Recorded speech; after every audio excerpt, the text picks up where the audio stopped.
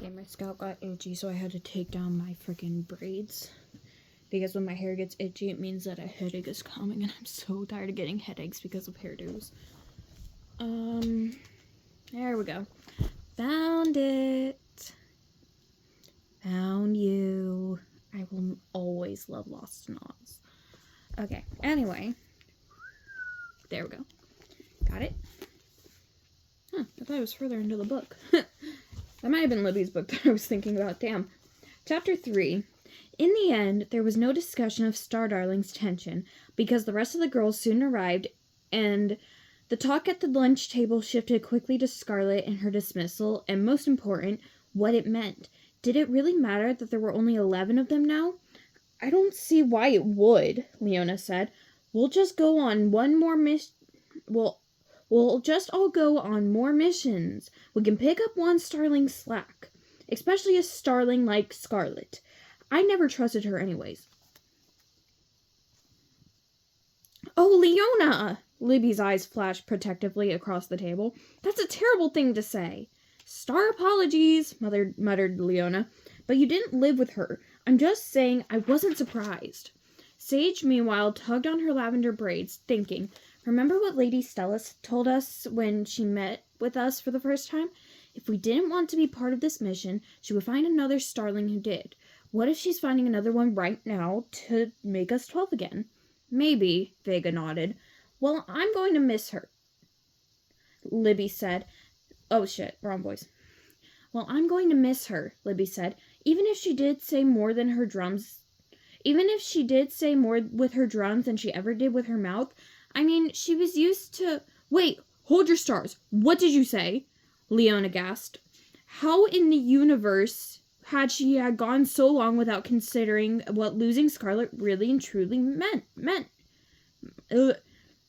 What losing Scarlet really and truly might mean? What are you talking about? Asked Libby. Drums, Leona gulped. Maybe our mission can succeed without Scarlet, but what about my band? Leona had hoped against hope that Scarlet would show up for their usual band practice, but she didn't, to no one's surprise. The rest of them, Sage on guitar, Vega on bass, Libby on guitar, and Leona on vocals, waited for a few starmans in their lightning lounge rehearsal room, tuning up and trading riffs. Suddenly, a scowling face framed by blue bangs arrived in the doorway, which Leona had left open for Scarlet, she had hoped. She regretted the mistake immediately and reached out her hand that wasn't holding her microphone to wave the rehearsal door closed. Unfortunately, because Vivica, the nosy starling, was standing in its way, the door politely refused to close on her, which was how doors on Starland worked. We're busy, Leona growled. Her bandmates nodded. Vivica was just about the only starling at Starling Academy who no one liked having around. Busy doing what? Not making music? That's for sure, Vivica said, laughing. She closed her eyes, enjoying her joke. What we need is a little privacy, snapped Leona. We're rehearsing, Libby explained. She even flashed Vivica a generous star salutations for understanding. Now please get out of here, grin. Instead of backing out of the doorway, though, Vivica glided in. Oh, is this your little band? She fired a look at each of them. Libby, Vega, Sage, and Leona. I thought you had a drummer, too. She's late. She quit. She's missing. We do. The whole band answered Vivica at the same time with 4 different replies. Huh. We don't need a drummer, if that's what you're wondering, said Leona. Quickly, her bandmates agreed. Hold on. Thanks, though, said... Yeah, hold on. Quickly, her bandmates agreed. We're good. All good. Thanks, though, said Libby. Who could never stop trying to please. I know how badly you wanted to be in the band, said Leona, trying to sound sympathetic as she tossed her mic from hand to hand. Sorry you didn't make it, she shrugged. But there's always a star choir, I guess. Vivica had tried out for the band, along with the hydrons of other starlings who had turned up. Leona could still remember the knots that had formed in her stomach when Vivica stepped onto the band shell to audition for lead vocals. Leona's own part, no less. Fortunately, the ranker knew what it was doing, and Leona made the band. She had to wait star days for the results, though, the longest star days of her life. She could only imagine how disappointed Vivica had been. She seems to be taking it well now, though, Leona thought, studying her. So, this practicing you're doing, when will it be over? Vivica asked.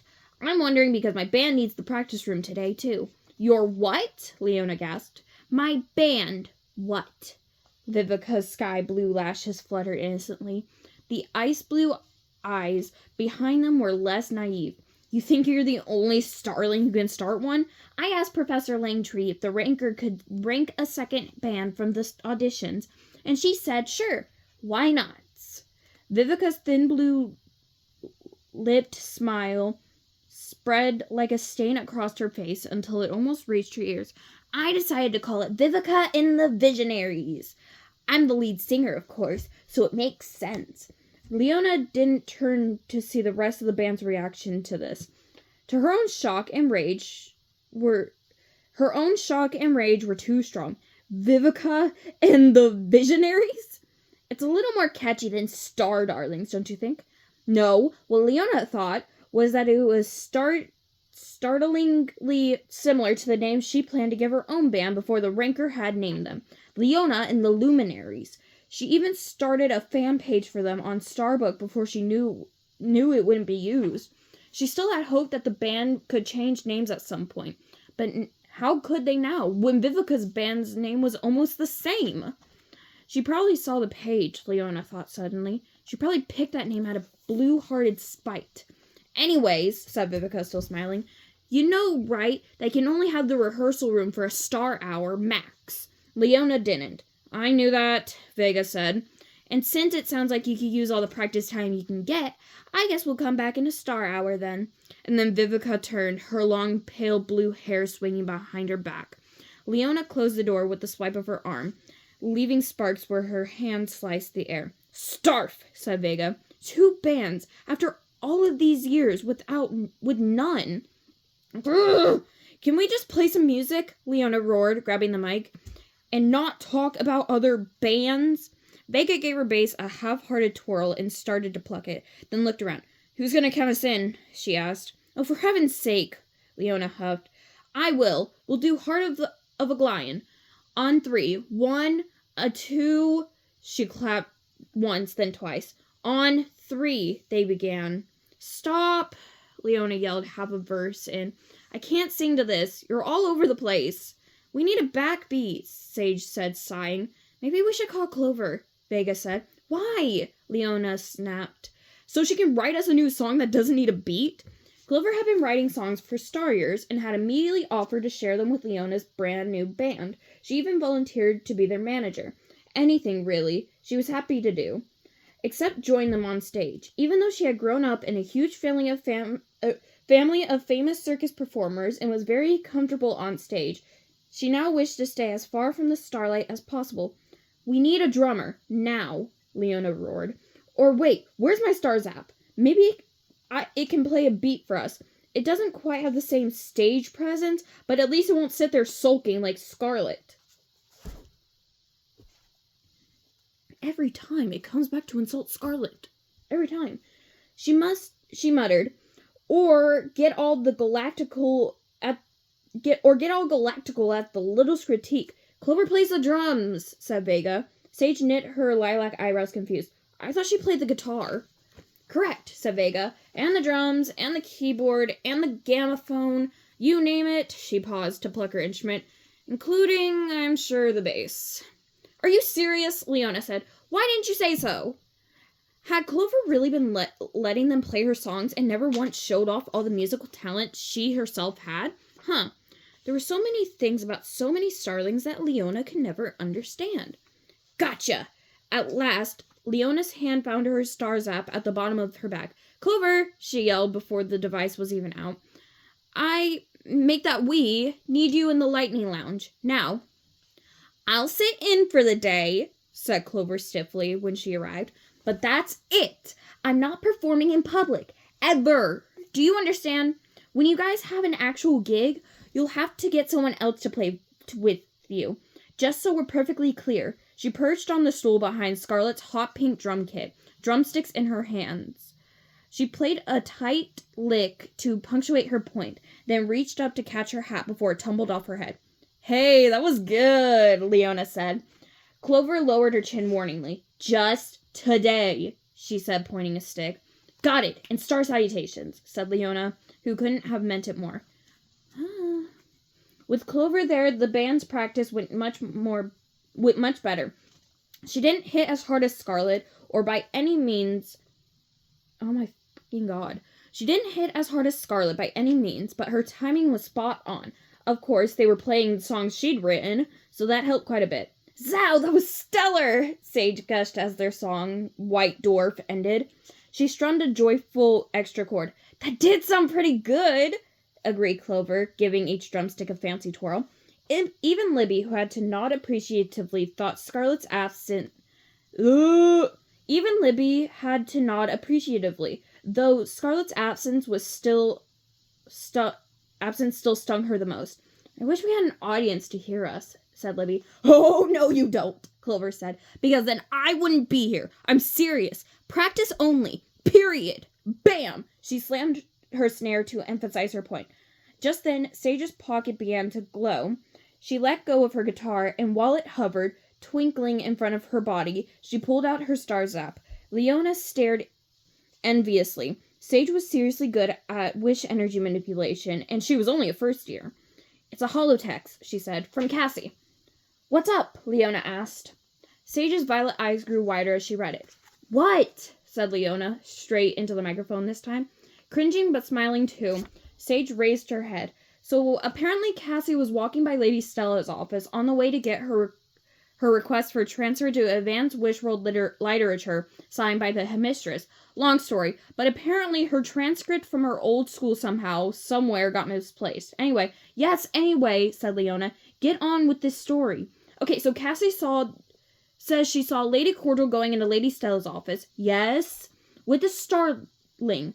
A new star darling, she thinks. Really? Just now? Mm-hmm. The bandmates looked at each other. "Well, what are we waiting for?" Leona said. And that's the end of chapter 3. Leona's starting to piss me off. Clover finally has lines, and yeah. Sorry, I usually do this voice for Clover whenever I'm playing with my brother. Usually she's like really up here and like, "Scarlet, oh my god!" And then Scarlet's like down here and she's like so monotone. "I don't really care." And like usually like the other girls are like somewhere in between, like Piper and Cassie are like, "I'm sorry, but that's just not something I really want to do," is Piper. And then "Thank you," or "Star salutations," is Cassie, because I feel like she would talk a little softer than Piper. And so, like, and then everyone else is, like, in between. My little brother plays Astra, Leona, Vega, and Sage, so I don't usually really do their voices very much. But I do Gemma's, which is different than when I read for her, because she's, "Tessa! I miss you! Ah!" Instead of, "Tessa!" And then Tessa's is, "Can someone please get this bot guard far away from me?" Yeah, I know, that one doesn't really make sense. And then Adora's is, "Look, I just combined this sparkle oxide and this, I forgot half the things on the Star Darling periodic table, but yeah, you get the idea. I'll see you guys later.